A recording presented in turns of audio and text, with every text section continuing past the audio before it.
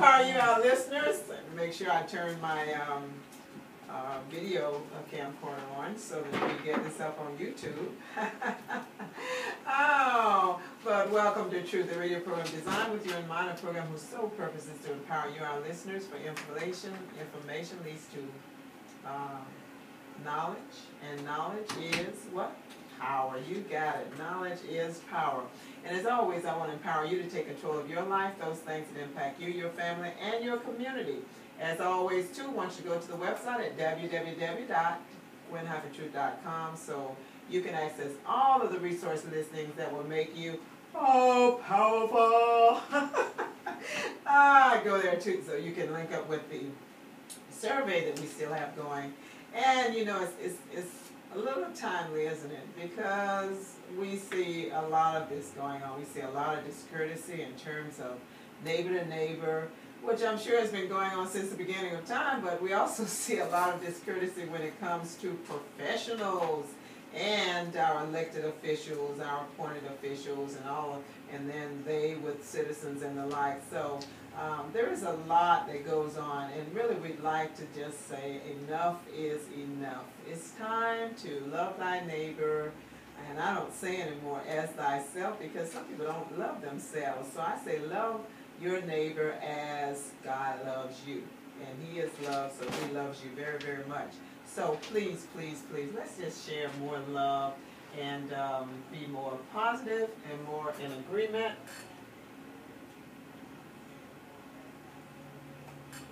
Turn my screen off. I forgot to. Right here, the blue dot. See the blue dot? Thank you. You got it. More love, even for Big John. He's deserving of our love. Our appreciation. Oh, Sweetie agrees, I'm sure. Anyway, Gwen Azama-Edwards, former city commissioner, retired city clerk, city of Daytona Beach, president CEO of AE Enterprises, Inc., a consulting firm on politics and ethics. And I do want to do a shout out, and I know you guys have probably heard of Prytherch probably in terms of the Boston Marathon. A sad day for America, a sad day for all of those really who participated. But we as Americans, we bounce back. That's what we do. We don't let others do whatever they do intimidate us or make us feel frightened and too afraid to continue with life, because life goes on. Life goes on. So we do a shout out to all of those who participated in the Boston Marathon. We do a shout out to the families of all of those who lost their lives, all of those who were maimed and lost limbs and, you know, were harmed in whatever way. We do a shout out to you, and our prayers go out to you and to all our listeners and to the nation as a whole, because anytime one of us is hurt as an American, then we're all hurting, right? But we lift one another up, we encourage one another. So our prayers again go out to all, and we pray for all of those individuals who were affected in any manner in terms of the Boston Marathon, and we pray for our president, all of our elected officials. We pray for our nation as a whole, and we pray that and speak against hatred and speak up and stand up for love. All right? Okay. So for all of you out there who have seen some of the rain that we've had, isn't it awesome? Yeah! You know, I love the rain because of what the rain does. And because it rains, you know, we can appreciate the sunshine. So I do appreciate the rain. It keeps me from having to use water, you know, that you pay for to water your lawn, all that good stuff. And it has a lot of other positive effects as well. So we thank God for the rain and for the sunshine. And it has been awesome weather. Awesome weather. And I just take time to appreciate that and to get you to appreciate it too. Because, you know, we always feel bad when things go wrong, right? But we should feel good when things are going well. And there's always something positive you can find in any situation. I guarantee it. You know, I've lived over 60 years, and I know that there's always a silver lining, even in the darkest cloud. Sometimes you have to look for it, but I assure you that it's there. So shout out to all of you who are as positive in your thinking as I am.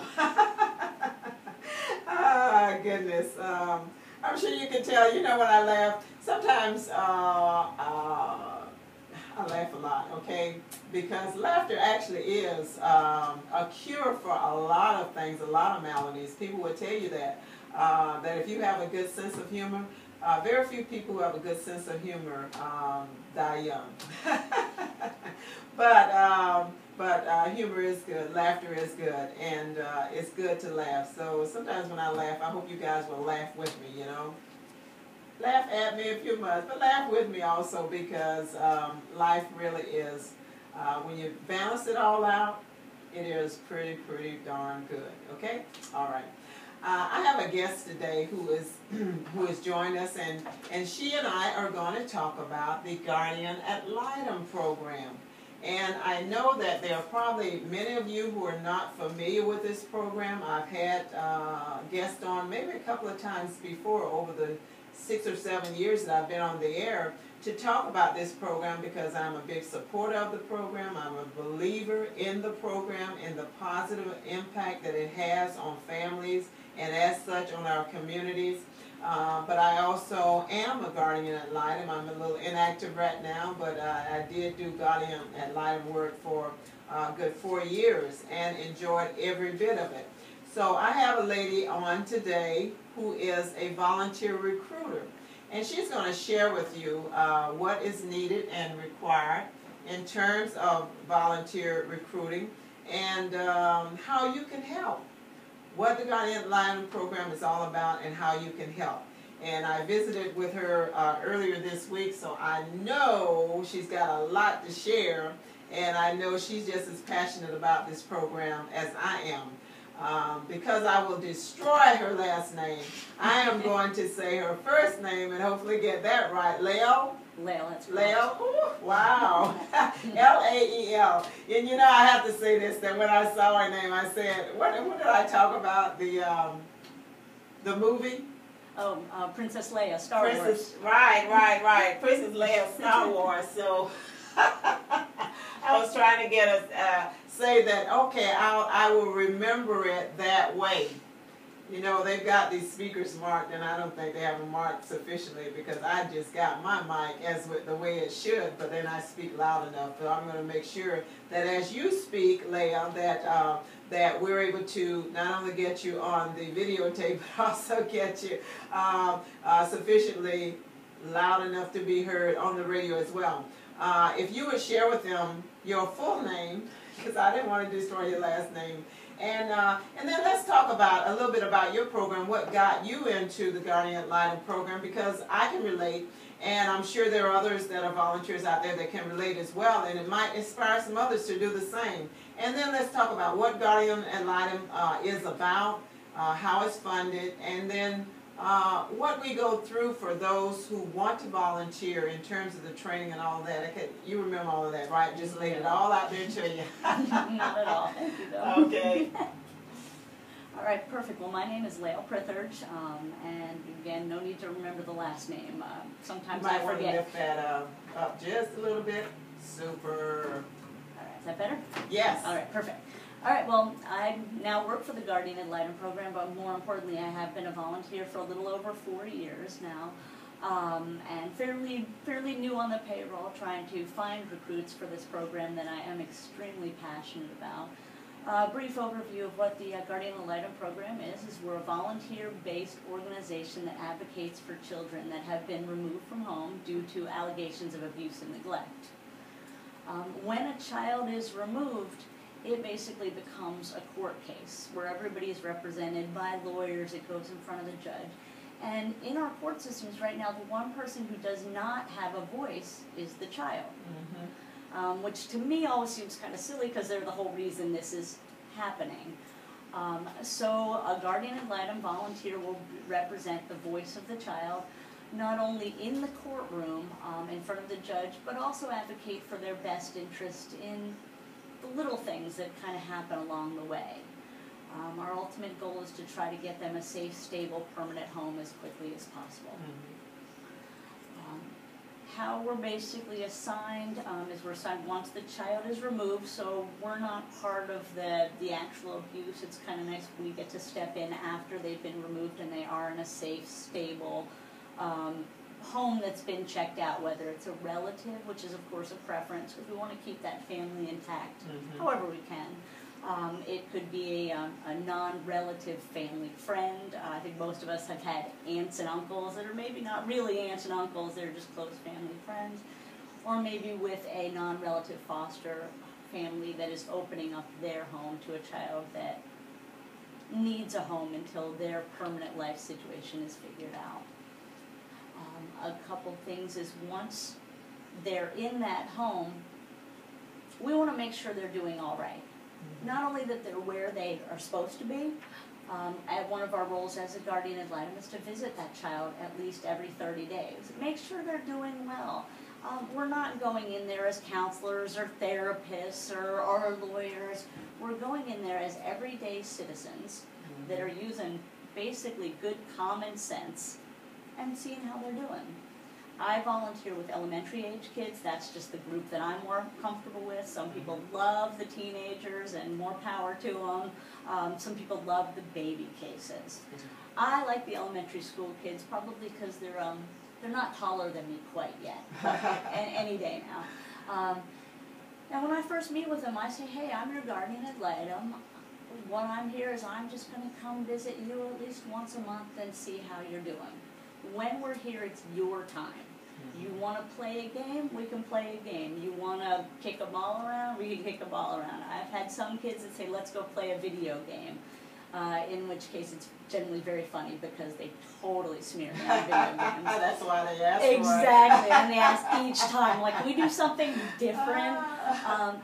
And I just play with them. We've got one volunteer, amazing volunteer, has been with the same case for about 2.5 years. And he meets with the child once a month, and they sit down and play a game of chess together. Now, that doesn't seem like it's a huge deal for most people. Like, well, what's a game of chess? Well, for this boy, this has been the one constant that he's had since he's been removed from his home. He's gone through several caseworkers. He's gone through a couple different foster placements. He is hopefully in the last placement now and is looking at hopefully becoming adopted. But the one thing that hasn't changed in the 2.5 years is this gentleman going to visit with him once a month and playing chess. And for these kids, life is uncertain. You know, I use the example for folks, imagine you're building a house and it's your dream house. It's that house you've always dreamed of living in, and you're finally building it. But meanwhile, you're in an apartment.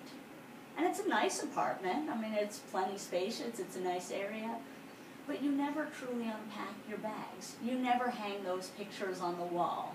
You never truly settle in because you know that you're going someplace else. And even though you know you're moving into your dream house when it's done in about a year, you still just never feel all the way comfortable. And that's what's happening with these children. They might be living in the nicest foster home. It might be way better, you know, as far as, you know, material objects than what they're used to. And they might have a lot more amenities that they're not used to, but it's still not home, and it's still temporary. And so by going to visit them, we're showing them that there's something constant, that we're going to be there through their case. And if it lasts a year, it lasts a year. If it lasts 3 years, we're going to be there, just checking up on them, hanging out with them.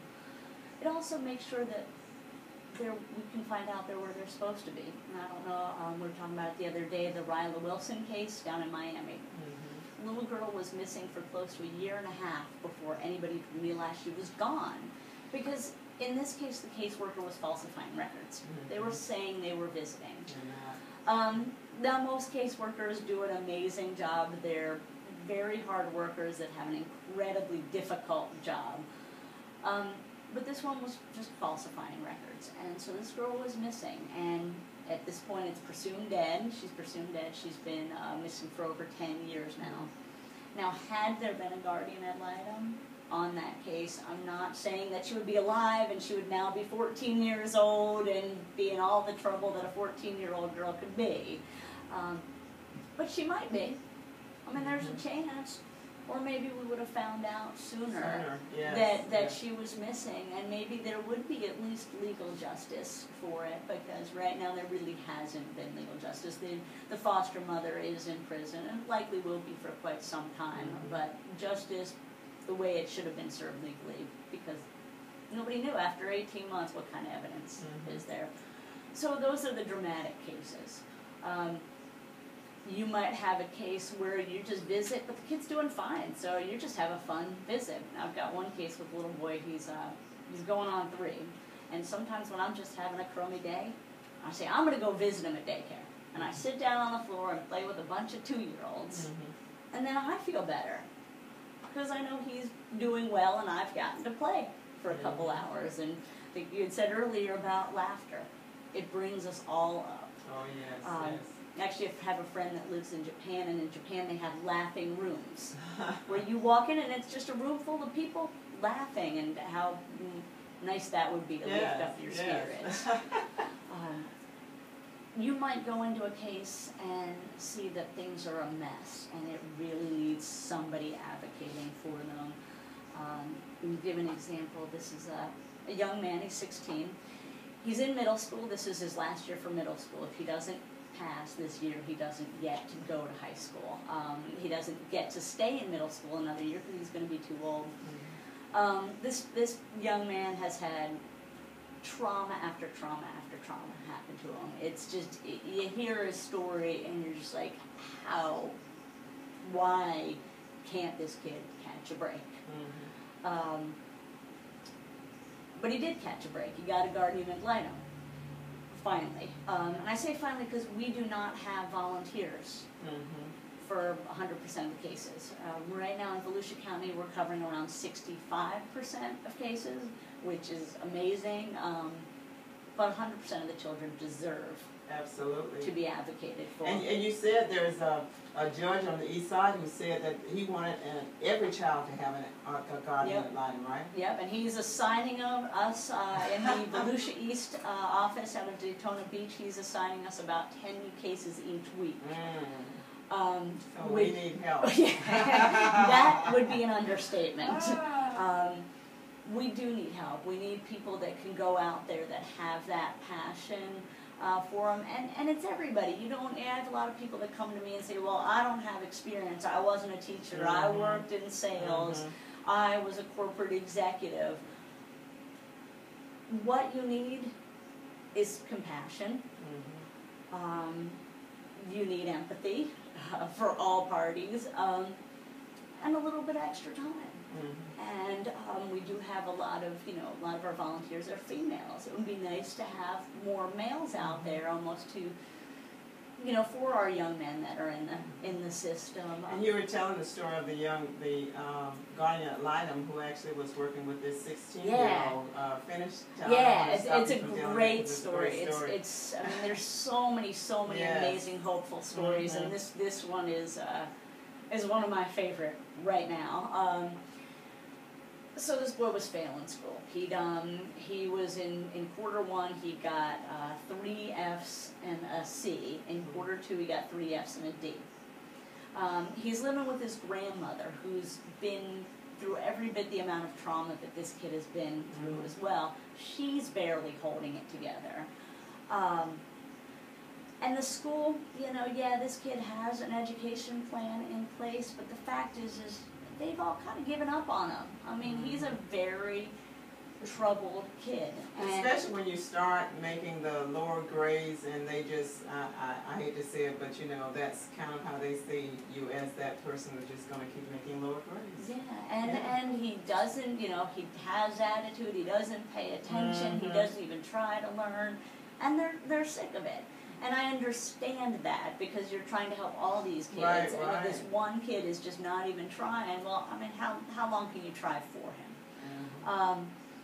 So this kid was falling through the cracks, and at 16, you're starting to grow up. I mean, this is when you really need to pay attention, because 18 comes fast, and it's not like you turn 18 and you're all grown up. You need a foundation. You need a family. You need a support system. But you do need education. It's a hard world to get by in anyway.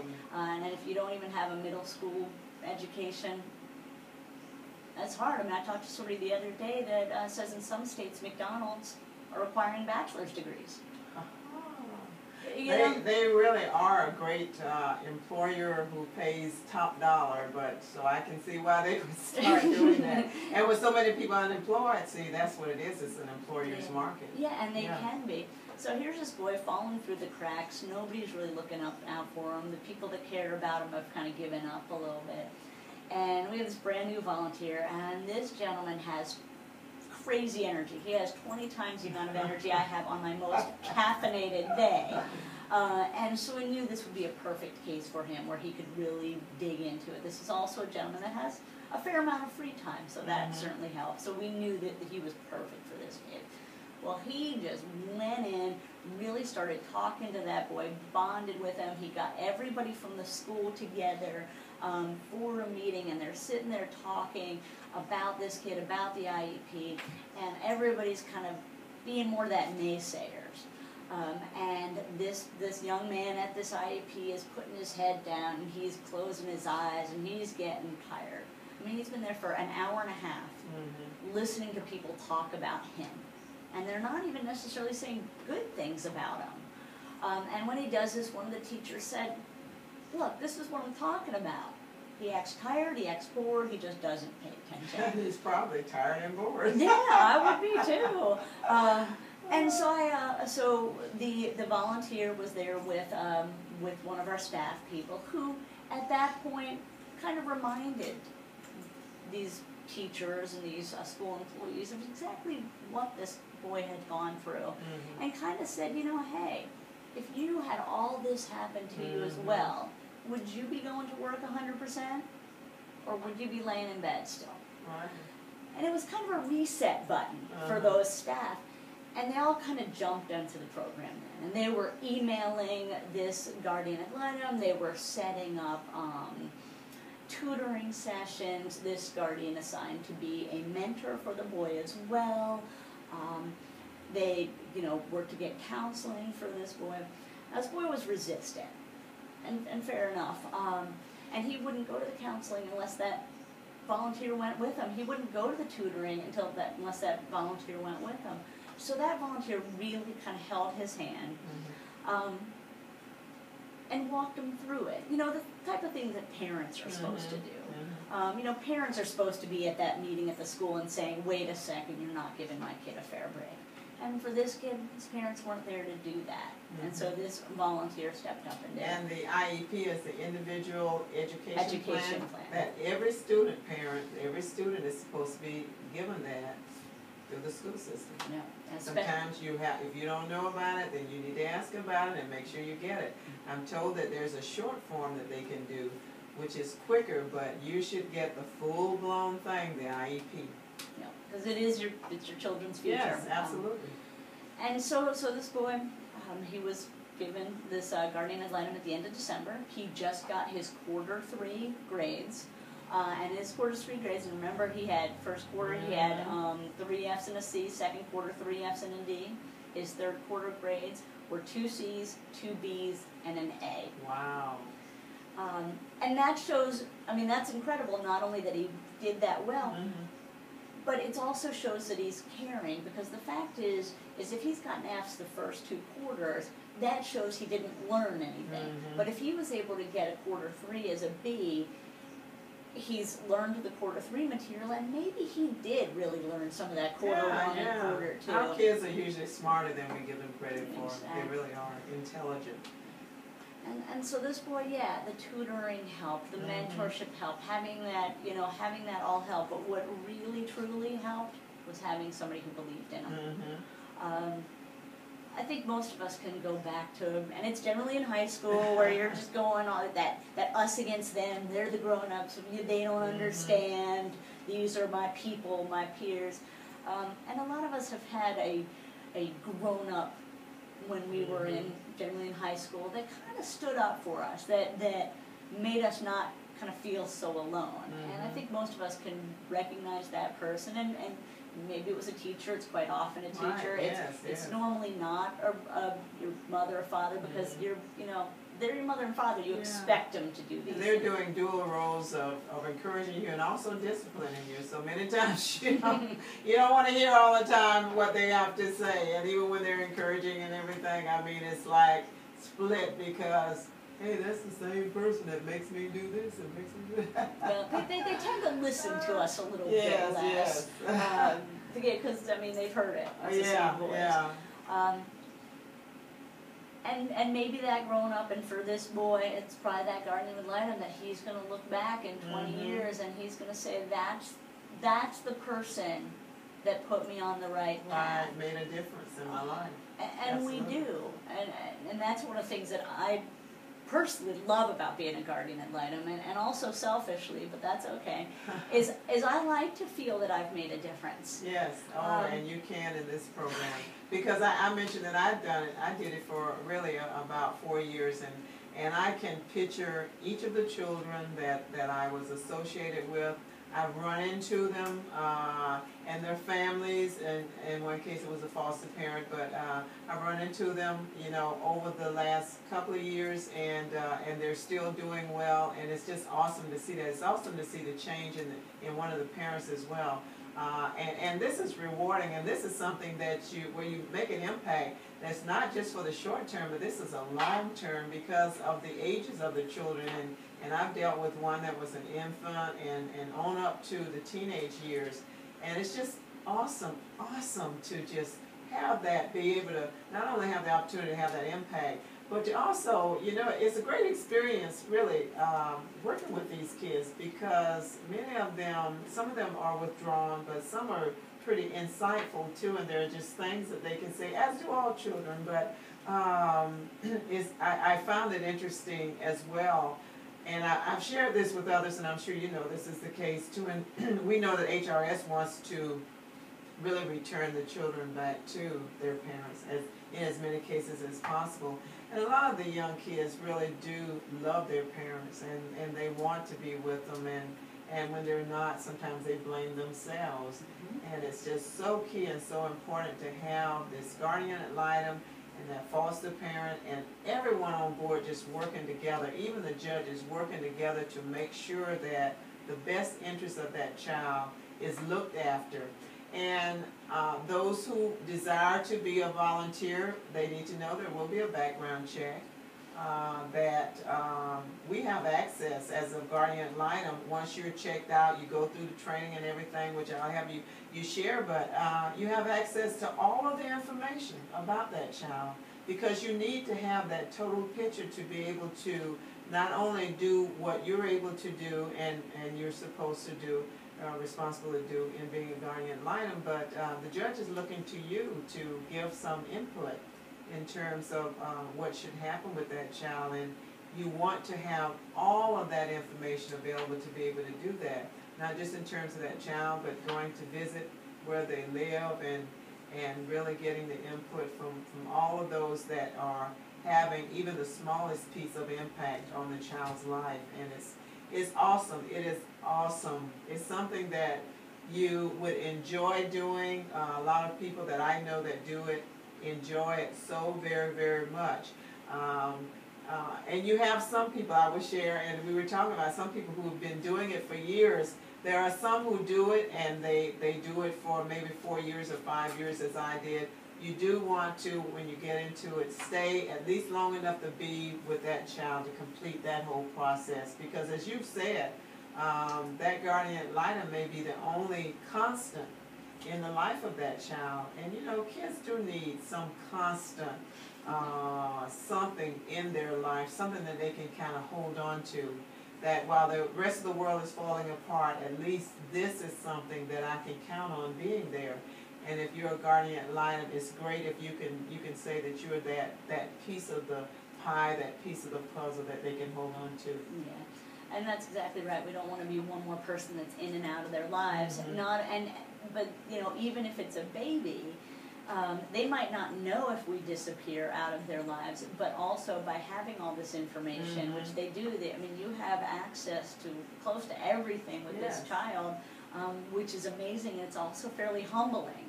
I remember when I got my first case, and I'm like, I'm just a volunteer, and you've given me this, and it was incredibly humbling, also, you know, empowering.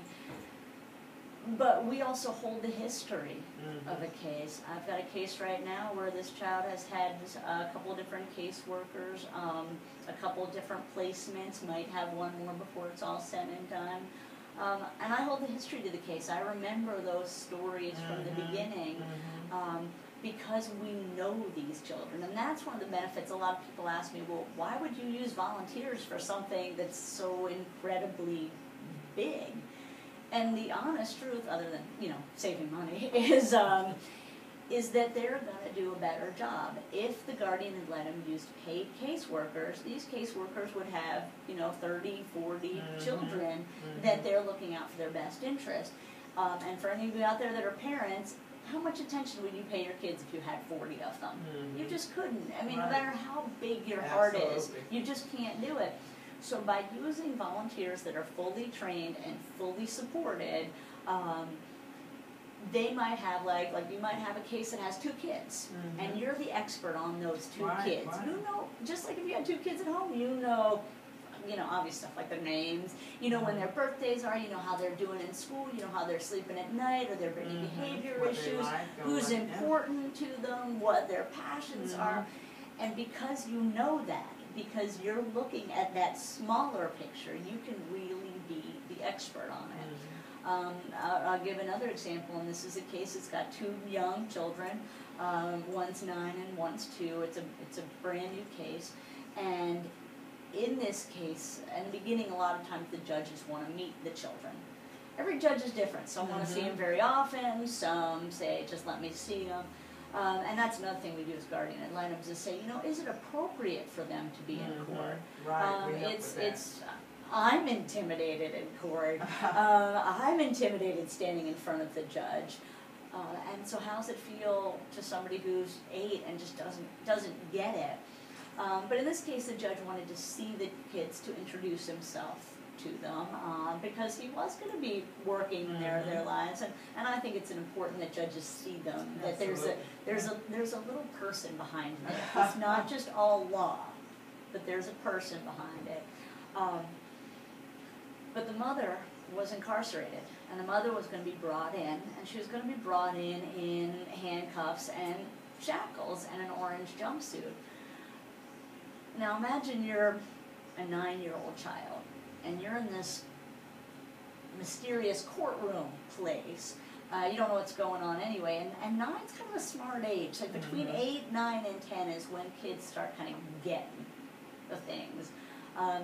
And this is an older sibling, and her older siblings are often more mature because they've had to help raise their younger siblings. But imagine you're this 9-year-old child, and you walk into this courtroom, and then you see your mom come in. And you can't run up to her, and you can't hug her, and she can't hug you. What does that feel like? Because, like you said, these kids love their parents, because that's what they know. Those are their parents. And so we knew that there was no way we could let these children see their mother in this capacity. It's something that could be lifelong damaging. You remember those, we were talking about this earlier, you remember those injustices in your life. You seem to really hold on tight to those. So we knew we couldn't let it happen. We weren't sure how we were going to go about it, because you can't really interrupt the judge. So there were kind of 3 of us on high alert. And so we're like, we're going to figure this out. And the bailiff brought the mom in before the case was called, and so we knew that case was going to be called next. The volunteer went up to the bailiff and said, listen, it's not in these kids' best interest to see their mom come in handcuffs and shackles. And the bailiff agreed and walked the mother back out into the holding area. The children came in, they talked to the judge gave them a couple of trinkets to take, they left, and then the mom came back in. If there hadn't been a guardian ad litem on that case, who would have thought about that? I mean, really, who would have thought about how damaging this could Right, be. right. And so this little girl will never know what could have happened. And that's a total win. Mm-hmm. And that is a total win. You know, volunteering with this population, there's not a whole lot of warm fuzzies. I mean, the visits with the kids are fun, but, you know, you don't get a lot of warm fuzzies dealing with the courtroom. And, you know, that's where a lot of our frustration comes from, because it never moves quick enough. Because the sense of time for these kids, I mean, if you have any kids, you know, you're like, okay, we're gonna be there in 2 hours, and you're not even out of the neighborhood yet, and they're like, are we there yet? How long? Like my son's all, which county are we in? Which county are we in? So for them to be in out-of-home care for a year and a half is incredibly long. So if we could make them never know that these things could have happened, field trips in school.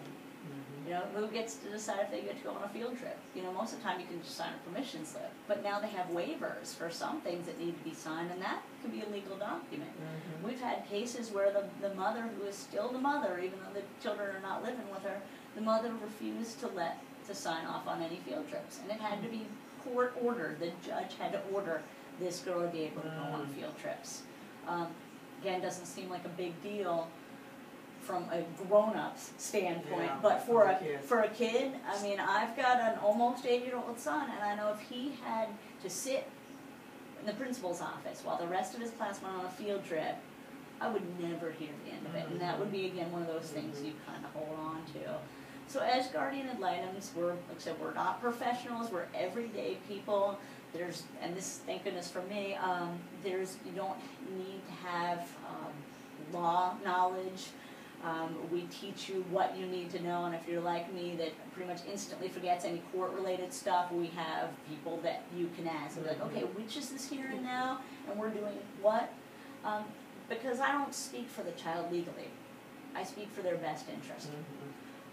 Because that's what really matters. Now, if we do it within the limits of the law, of course, but getting those little things along the way to make this incredibly difficult time just as much better as we can. And even if we change one little thing, that's totally worth it.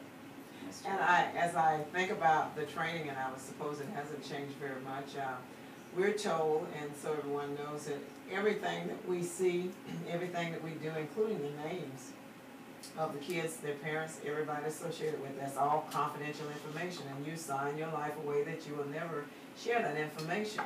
We're also trained on child development, so that we know, you know, if this child is 1 year old, what a normal child at that age, what they should be doing in terms of whether they should be standing up, or they can sit by themselves, they can walk, or whatever. We're trained on that. We're trained on how to actually be able to tell if there are problems, like, you know, we go into homes and there may be a parent that's there who may actually be an abuser of different types of things. You can kind of tell if there's slurred speech, or, you know, they share the different signs. We're not being experts, we're just being better informed so that we can really be much more sensitive to the surroundings of where we go and what we do. And the training really is awesome. Now, when I took it, it was online. I took some in office, and then I took some online. And it's very thorough. And then, of course, there are the tests that you take in association with that. I don't want to scare anybody off with tests, because you have all the answers, okay? You just get to think again about what would you do in certain situations. So the training is phenomenal. Now, how long is the training now, and who does the training, and how is it done? Okay, the training is approximately 30 hours long. The biggest portion is that online training. Now, for people that haven't done online training, I do talk to people, and you say online training, and they just get this like panic look on their face. I personally find it easier than book learning. It's almost like a PowerPoint, where a couple different slides, you'll click through a couple different slides, then you'll answer a question on it. And there are not really any right or wrong answers, it's more how you view it. There's no tests at the end of the chapter, there's no tests at the end of the online learning. It's to make sure you're familiar with the process, not to remember everything, because I certainly don't. We have child advocacy coordinators that are basically our supervisors, and those are the ones that you ask questions for. You'd be like, okay, what did I learn in training about permanency options? I forget what they are. I'm going to go ask my child advocacy coordinator. The online training takes about 20 hours, and it is a full 20 hours. I'll tell people, like, it's not while you're cooking dinner, watching TV show 20 hours, it's a concentrated 20 hours. Then there is a follow-up classroom where you talk more about Florida-specific laws. You meet some other volunteers that are kind of going through the training, can kind of help form a little group, somebody that you can talk to. We do have you, like Gwen said, get background checked. It doesn't mean that you can't have had issues somewhere in the past. If you do have some, you can tell us. We can say, yeah, that won't work. Or, you know, I had a gentleman that had an open container citation in 1983. Like, I'm sure that's fine. I would hope that's fine. And then we do have you come view dependency court. I think for most folks, that's kind of the one that they're most intimidated about. Like, we need to stand in front of a judge, we need to testify. Because I know my knowledge of the courtrooms was as I see on TV. And that looked terrifying, especially if, like, the judge duties and stuff like that. You're like, I'm not going there. Most of these cases are coming up, and they're just kind of maintenance cases. When they go up in front of the judge, they're just everybody getting together, making sure the case is moving in the direction that it needs to, and if it needs to change directions, how do we need to change the direction? So we want you to see what that looks like, because standing up in front of the judge is part of what we need to do. And then even once you're trained, before you get that first case, we assign you a volunteer mentor, which is a seasoned, trained volunteer that can really help you out as much as you want them to help you. A lot of our mentors will go on your first visit to the family. They'll answer questions. For me, when I first got this case, and it's this folder that was about 1.5 inches thick, and I'm like, I don't know what any of this means. My mentor sat with me and we went through it page by page till I could kind of paint that picture of what happened to, you know, bring this family to this point, who the major players are, who I need to talk to, what the history is behind it, so that I really could understand, so I could best advocate for these children. Oops, I need to say, you're listening to Truth with Gwen Azama-Edwards, station identification. This is Goliath Radio, WLE, 1380 AM on your radio dial. I really love this program, so I was just engrossed in our discussion here. But this is 1380 AM on your radio dial in Ormond Beach, Florida. And my guest is Lael. Prytherch. And she is a volunteer recruiter with the Guardian Ad Litem program, and that's what we're talking about. And for any of you who believe that you would love to be a volunteer in this program, sometimes we actually get interns or individuals from, I know you've had some from Bethune-Cookman, because there was some training there when I first went in for training.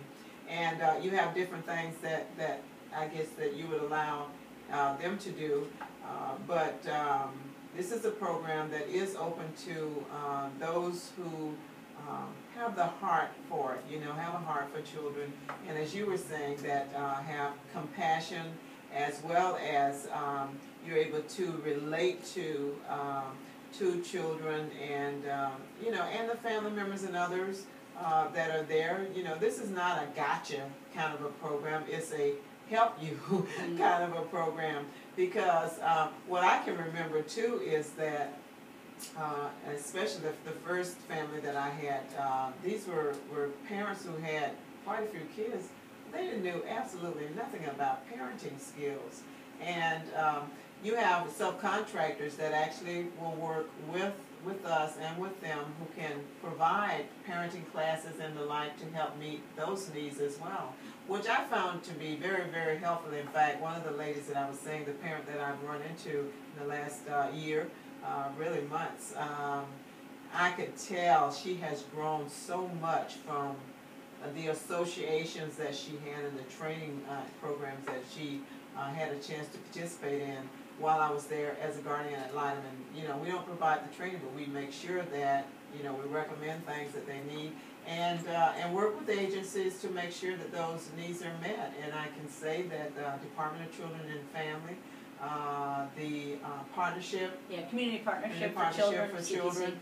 Yes, and you know, there are others that are out there, but for the most part, those are the ones who work very, very closely with us, as well as the judicial side of it also. But the great thing is that whether it's reunification of the children going back to their parents after they've received whatever training and programs, help that they need, or they end up going, you know, into the foster home or going or being adopted, had one adopted, you know, whatever is in the end the best solution to help that child become a person who feels good about themselves and who becomes a contributing member of society. That's what we're about, and as we've said, it's just so rewarding. In terms of do you do the training? I kind of help coordinate it. Mm-hmm. We've got several people that all kind of work together for the training. I get you set up for everything. I do monitor the online training, just seeing how your answers are, making sure that you're getting it. You know, I've had volunteers in training, like one lady was a lawyer and she's answering all these questions like a lawyer, and I had to give her a call and say, hey, you know, we're not lawyers, or, you know, we don't wear that hat. We do have one main person that does our training. She does an amazing job with the training, so if it's not broken, we're not going to mess with it. Absolutely. As long as she'll keep doing the training. You will work with me as well as with the office. We pair you up for the fingerprinting and the court watch with whether it's going to be your mentor or another mentor in the program, so they can answer questions for you. We like to kind of introduce you to everybody so you have this network. So you're not going in it alone, that you understand who these people are. And after you've received the initial training, you also are required to keep up your certification. You're sworn in by the judge once you're certified. You know, that was really neat with the group. And but you actually are required to do, was it 6 hours or? It's actually 12 hours. 12 hours. 12 hours. And that's training that is provided by the Guardian Ad Litem program. So you get to go to specific training, and then many times there's also some ongoing training that's provided where you can choose if you want to go to that training and the like. It's all, I mean, it is a great, great program. Before we go off, I do want us to talk about funding of the program, and then at the end talk about volunteers and how they can contact you if there are listeners out there that are interested in doing this great positively impacting work. That's such a great way to give back for anyone who's interested in doing something where you can give back. It's a step above truly mentoring. It's a step above, you know, hand-holding. I mean, it goes beyond that, and you really and truly do impact the life of a child, the life of the family, and as such, you impact the community as well. So, as far as funding, you know, there's never enough money. There just isn't, and we've all heard budget cuts, budget cuts, budget cuts. And you've received, we talk about how great this program is. They've received, Guardian Ad Litem program has received, what, a couple of awards this year? I mean, you've had it before, but I just thought it was so great to be recognized the way you were this year, too. Yeah, well, one of the big ones we got was the Prudential Davis Productivity Award, and this award is basically saying you have made so much of a difference, not only in the lives of the population we serve, but you've also saved us a heck of a lot of money. Wow. In Florida, the value right now, the value dollar that they've put on the volunteers that they've saved to the state of Florida is around $20 million. $20 million. Wow. And you know, it could even be more, because you think about the kids that we represent have better outcomes across the board. They're in the system for less time. It's extremely expensive when kids are in the system, because we're footing the bill for everything, plus all these services, all this stuff. So they're in care less time, they're less likely to go back, they have better education outcomes with everybody being tested, the No Child Left Behind. We want our schools to do better so we can keep our funding. They're less likely to be arrested later on, to get in trouble and repeat the cycle themselves. So the amount of money that they save over the decades, you know, could be huge. It's something you couldn't put in. Yes. So we're saving a ton of money, but we're not getting very much. And we're at a point right now where we're really trying to grow our volunteer base, because if we grow our volunteer base, not only to get represented for every child, which is of course the main thing. I mean, I understand the money, but I want every kid to be represented. Absolutely. But if we get represented, if we get enough volunteers to represent every child, then we are going to get funding for more staff to support those volunteers. So right now we're just really trying to, you know, to dual purpose is to get the volunteers to help get the staff, but mainly to get every single child represented, because they all deserve it. And just because a case doesn't look messy on the outside doesn't mean it's not completely ugly underneath. I have a case right now that I thought was easy. What am I doing? I'm just visiting the kid once a month. What am I doing? Well, it just turned extremely messy. And if there wasn't somebody that had been on this from the beginning, listening, understanding the history, watching all the players, it could have been much worse. Right now it's a mess. We're gonna make it better. And so that's the heart of what we do. The monies are amazing, but knowing that you made that lifelong difference by doing nothing, then, you know, it's about 8 hours a month. Flexible hours, so it's, you know, 40% of our volunteers work full time, so it can be worked around schedules, which is amazing. You know, people say, oh, I need to do it, like if I was retired. I find retired people are busier than anybody that works. Yeah, absolutely. So if you've got a little bit of flexibility, and you just want to make a difference, and you've got some good common sense, you're going to be great, whatever your experience is. Except you don't have to have psychology experience, you don't have to have child care experience. We help you with that, and you'll be fine. I had one lady that was terribly nervous because she had the basic administrative background. She was terribly nervous. She's doing amazing. I mean, she was shaking when she first got her case, but she is doing such an amazing job to watch these volunteers, and for me it's incredibly satisfying because I want to help them all. And if I can get enough volunteers that are helping them all, it's kind of like I'm helping. And when I hear these stories of what volunteers that I've kind of found and gotten through the process, and the stories of what they're doing, it is a beautiful world. I mean, like you said, there's tragedy. And there always will be, but there is so much good in the world. You just have and to good look good people. And, you know, I started out being a little fearful and frightful of not knowing what to expect if I became a guardian ad litem. I knew a little bit about it, but you know, you always, but I tell you, it has just been totally rewarding. And I think for those out there who think they would be interested, we do want to share with them how they can get in touch with you, but we want you guys to know too that that Lael is available, and to come and talk with groups, those who might be interested, talk to church groups and others. They do want to get guys, they want some men too, you know, they want men volunteers as well. But I tell you, the volunteers come from all walks of life.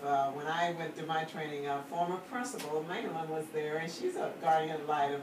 And so we've got people from all walks of life. I mean, people who are, you know, who haven't been like a top level administrator and all that kind of stuff, but they just love children and they really want to give back. We've got grandmothers, we've got young mothers, we've got mothers whose kids have left the nest, you know. We've got fathers whose kids have left the nest, or young men just starting out, you know, want to help out, young ladies who want to do the same. So there's something and an opportunity to give back for all of us, And for those who are interested, they would contact Lael at? Phone number is 386-453-1362. Okay.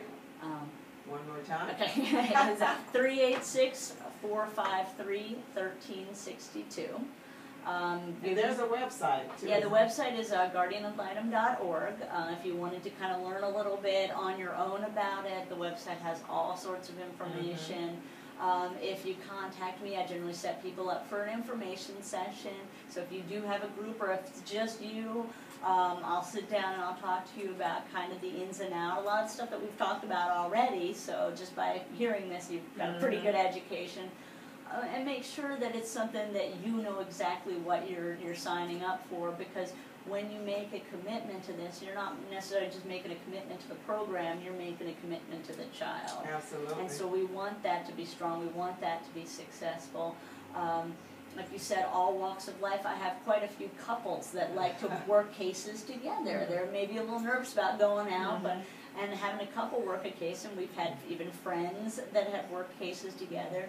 It's a little less scary for your first case, and then you have somebody else you can bounce things off of. Everybody's perspective is a little bit different. And there's a little paperwork that you do, because you do write up your business and the like. You need to document so that, you know, in fact, what is it we were told? If you haven't written up a visit, then it didn't occur. That was something they used to always say to us. But, you know, you take as many cases as you want. I personally just always took one case at a time. That didn't mean one child. One time it meant 4, and then they had a child and there were 5.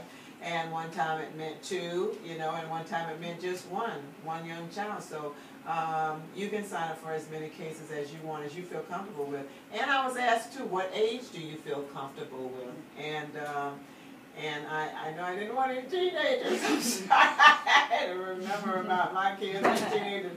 But I was willing to take the younger ones. And I actually ended up, the first family had teenagers who were such great guys. I tell you, they were 13 and 14.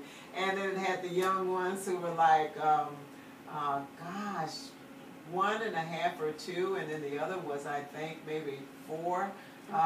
So, you know, you can have, it's the full spectrum of age groups that you can deal with, but you can decide what age group there is that you want to deal with. And I just want people to know just how rewarding it is. It really and truly is rewarding. And we're going to give you the phone number and the website again for those who are interested. And maybe you are interested and you also know a friend that would be interested. Let them know as well. Now, I remember that there were certain time periods that you guys actually provided training for the volunteers. Is that still the case? Is there a set time, or? Well, we're basically, it's not a set time. We're doing at least one training a month. We would love to have the opportunity to do more than one training a month. That's more than used to. That's good. Yeah, it's a minimum one training. We like to have it the second Friday of the month is traditionally when we're holding it. If we've got enough people that say, you know, I can't do a Friday, I need a Saturday class, we will arrange a Saturday class. If you've got a church group where there's 8 people that are going to all volunteer out of that church group, we will do a training at your church. We try to be as flexible as we can, definitely for the right volunteers and for helping out the kids, because that's what we do. And you have these great volunteer groups that make the quilts, and then you have the employee groups and others out there who actually donate gifts that we can come and go through and get for our kids to take to them. I tell you, it's like you being Santa Claus all over again. And it truly is just plain awesome how much help we're able to give to the young people who are part of the Guardian Ad Litem program, and again, the positive impact and everything that we need as a volunteer, you guys provide. And that's awesome. That's awesome. Not just the training, but the staff support. You know, if you need to speak with the attorney who's handling the case for that particular young person, you can sit and have a talk with that person as well. I've done that once or twice. And, you know, judges love us. They do. How many of you can say that? You know, that the judges love you for what you do. And other people appreciate it too. So if you're talking about and you want to go into something where you can give back and where you can really make just a positive impact on the life of a child, on a family, on the community, and do something where you're held in respect based upon that knowledge that you have to share. in the judicial setting as well. This is the place to go. And again, you can contact Lael at 386-453-1362, and the website's guardianadlitem.org. One thing that I wanted to say real quick about you saying the judges love us, one question that a lot of people ask is, well, how are the parents around us? They're kind of nervous about hanging out with the parents. In my experience, and then I think in most everybody's experience, the parents really, or everybody is really on our side, because we speak for the best interest of the child, and even the crummiest parent wants what's in the best interest for their children. They might not know what it is, but they want it. So I have been met with nothing but acceptance from the families, from the kids, from the judges. There's nothing scary. If you're scared to go in an area, you don't go. You know, or you will send somebody with you, or you know, we'll offer you opportunities. But it's not scary at all. I mean, I'm all of 5 feet tall. You know, there's nothing big and scary about me, and I've never been in any place that I felt. And as you share with me, you volunteered for 4 years as a volunteer, Guardian Ad Litem program, before you actually came on staff. Yep. Yeah, so you know firsthand what it is and how you feel being a volunteer, which is good too for those who are interested. You know, the not the intimidation, but the fear or trepidation, I should say, that they have when they're thinking about it, they want to do it, but you know, type thing. But again, I highly recommend it, and enjoyed the 4 years or so that I did it. Great group of individual volunteers that get together and share, you know, and work together to ensure that that volunteer not only feels comfortable but gets answers, and I mean, everything is there for you. So I would highly recommend it. And again, I am so appreciative, Lael, of you coming on board and coming to the show to share with our listeners about this great program. And again, you guys know I've had other volunteers on, as well as staff, to talk about Guardian Ad Litem, because I truly am not only a great supporter, but I believe in the program. And that's what you were saying. You know, you want people who actually believe in the children, and believe, you know, that good things can happen if the right circumstances are in place. Any final closing comments? Well, definitely thank you for having me out here. I love this program. I love talking about it. I'd probably do it in my sleep. It is amazing. If you have any questions, just ask. If you want me to come talk to you, or you come to talk to me, just ask. If you're not interested, but you know a neighbor that you say, oh, not me, but you know what? This neighbor down the street would be amazing. Please spread the word. We've got a lot of kids that are not represented right now, and we want them to be represented because they deserve it. I mean, it's not their fault, but they feel like it because they're the ones that keep getting moved around where everybody else is staying where they are. And for any one of us, I mean, imagine right now you're eating dinner, somebody knocks on your door, they come in and they pick you up and they move you to another house and say, this is where you're living now, these are where your people now. How does that feel? And as an adult, it would be mortifying. How does it feel with a 5-year-old's brain? Absolutely. These kids need us to speak up for them, because if we don't, nobody's going to. Absolutely. Oh, shout out to all of those Guardian Ad Litems out there. There are several. How many do you have, by the way? Do you know? I don't know offhand right now. In Volusia County, I would guess we've got about, I guess we have about 280, I would think. Wow. Which is not a lot when you think of the fact that right now we've got 731 kids that are in the dependency system. And if they're adding 10 more cases at least each week with an average of, say, 2 kids, it's going up fast. Okay, well, we're going to leave you with that note, guys, that we need you. Yes, we need you. And the children of our county need you, okay? All right. Well, thank you guys for joining us. Remember to join us every Thursday starting at 6:15 as soon as I boot the big guy out of the chair, as we discuss issues to inform and empower you, our listeners. And remember to go to the website at www.gwen-truth.com. Until next time, stay informed, be empowered, stand tall for that which is right and truthful. Again, this is Truth with Gwen Azama-Edwards, my guest, Lael. Prytherch. All right, Guardian Light and Volunteer Recruiter. And we're still standing. Hey, you be blessed and have a great, great week. And we'll be with you next Thursday. Stay blessed. Good night. With your host, Gwen Azama-Edwards, exclusively every Thursday night on Thank you. WLLP I mean, you mentioned your 1380 website. Radio, Can we put like the my